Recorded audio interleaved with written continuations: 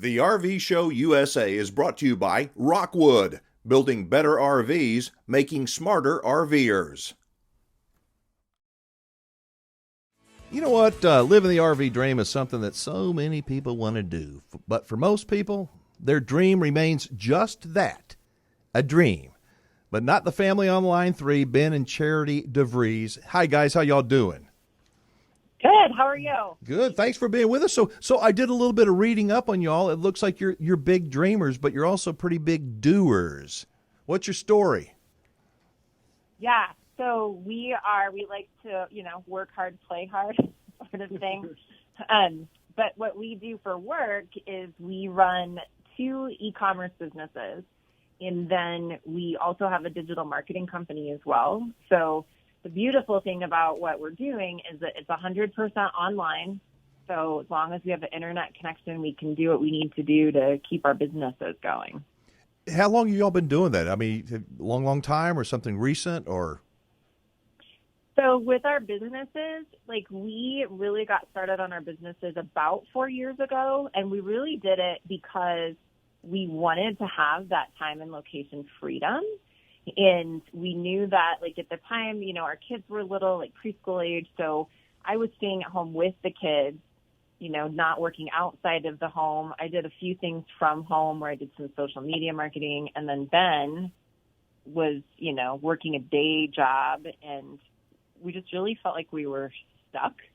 And we knew that if we wanted to be able to, have that time and location freedom, that something would have to change. So we decided to go into business for ourselves, and it took a while before that those businesses were built up, and then Ben could leave, and we could be 100% self-employed. So Ben, why RVing? I mean, were y'all introduced to RVing and camping as children, or when y'all got married, did you first start doing it, or why RVing? I don't hear anything. There you go. Sorry, with RVing, we just wanted to travel, didn't we? Yeah. So we just, both of us grew up not really having vacations or anything, or being able to go places or see things other than just the occasional visit to grandma's, Mm-hmm. And so, we wanted more for ourselves and we wanted more for our kids. There are places we had never seen, and so we wanted to be able to go and see things and give our kids that experience that we never had. And you're not full-timers then? No. So ours is really an interesting story because as much as we would love to be full-time, we love the RV lifestyle, we do consider ourselves full-time during the summer months. But then during the school year, we're stationary, kind of, what we would consider our home base. And most of that is because of our kids being the ages that they are. So we have 2 kids that are 8 and 10. Mm-hmm. And with our kids being the ages that they are, they really want to, just kind of have that traditional childhood experience where they're able to go to school, they're able to be involved in team sports. And those are things that if we were full-time on the road and homeschooling, as, some full-timers do, they wouldn't be able to have that. So what we've really tried to do is create a hybrid with this lifestyle where it's we can be full-time during the summer months. And so we don't have school commitments, we don't have sports commitments, but then we can be, stationary during that school year so they can still be involved in team sports. They can still have that, school experience that they want. Both our kids are really super social. And so, developing friendships that'll last them a lifetime is super important. It's important to them. They don't quite get that aspect yet, but it's important to us knowing that, that's the potential. So it's like the best of both worlds. Yeah, exactly. That's what we've tried to do is just, what can we do to be able to live out our dreams, but then make sure that those dreams don't become a nightmare for our kids. Yeah. So how do the kids, do they enjoy RVing and camping? And tell me about their attitudes. I mean, when you started this RV hybrid, if you will, lifestyle, how have they changed, or have they changed maybe in terms of their willingness to help as, part of the team, or I don't know. Tell me about that. Their attitudes, maybe.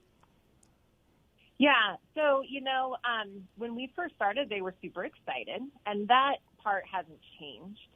But one of the things that has changed is, first of all, when we do come back, they're very excited to show all of their friends, our videos and where they've been.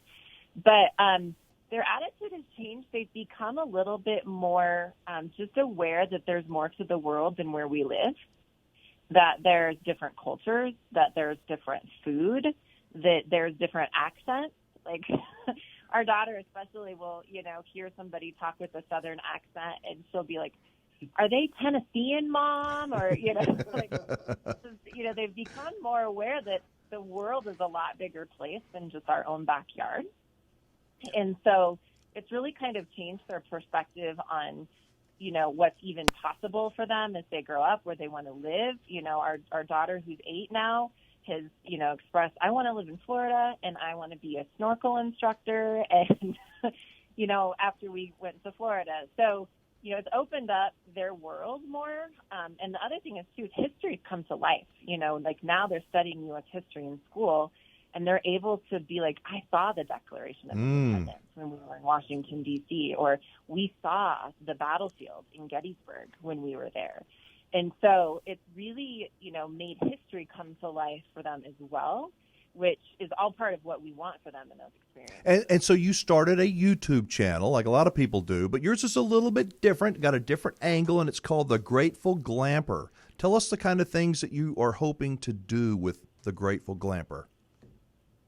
Yeah, so, we started our YouTube channel a little less than a year ago, and there's a lot of great YouTubers out there, but really where we felt like that there was a gap was that, we're not 100% full-time, but we have this hybrid lifestyle.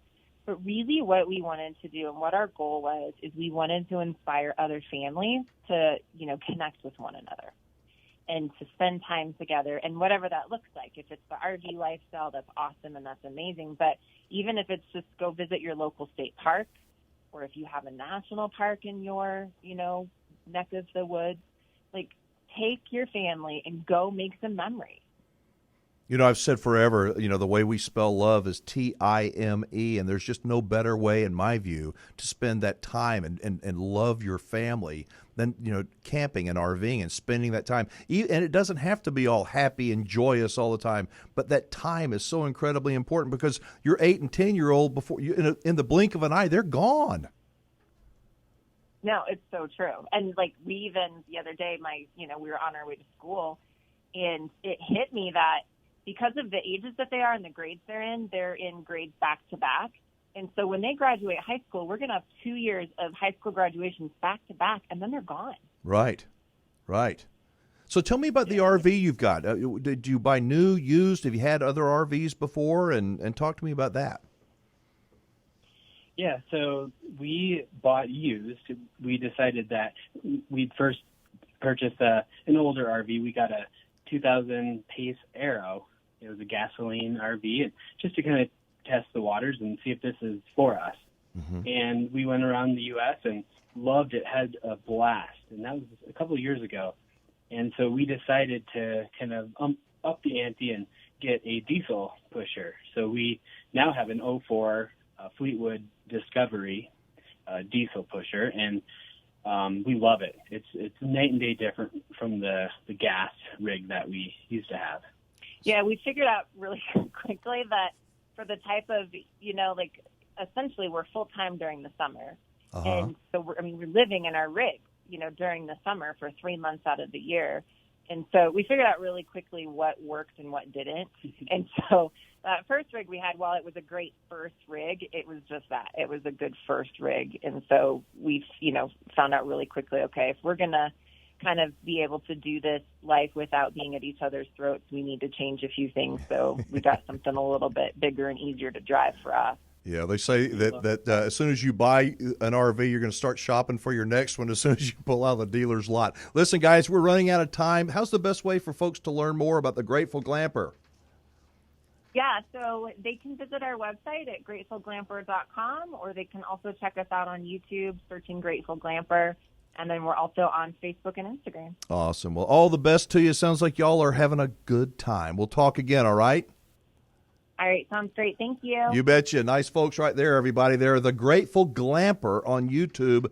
Also, gratefulglamper.com if you want to go to their website. Before we close the show, please remember to keep in mind that not get caught up in the hysteria about the coronavirus. Use common sense. Wash your hands a lot. One more thing, it's not just the traditional media that has the responsibility on what they report on and post. In the age of Facebook, Twitter, Instagram, we are all the media. We need to make certain that what we post and share is true, not just something that we've heard or read. Do your homework. Sound like your mom or dad. Do your homework. All right, until next time, I'm Alan Warren, the RV Wingman. Thanks so much for listening. Be safe, have fun, play nice, and don't leave those good manners at home. Bye-bye, everybody.